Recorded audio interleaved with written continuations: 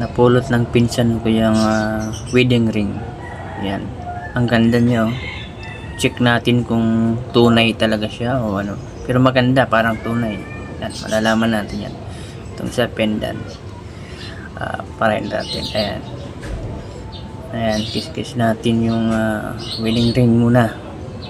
Ayan. Tapos sunod natin yung isang pendant. Parehong yellow gold yan mga lodi. Ayan. Lagyan natin ng asido.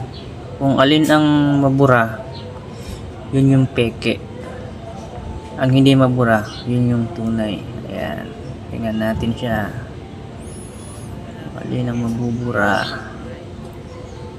Ayan. Ayan, unti-unti nabubura sa wedding ring. Mga idol. Ayan, nawala na nga. Ay, ibig sabihin fake yung wedding ring mga idol. Ayun, hindi nabura yung pendant. Yun yung tunay. Ayan, pero ang ganda nyo. Shout out sa'yo Ken De La Cruz sa susunod. Tunay na pulutin mo.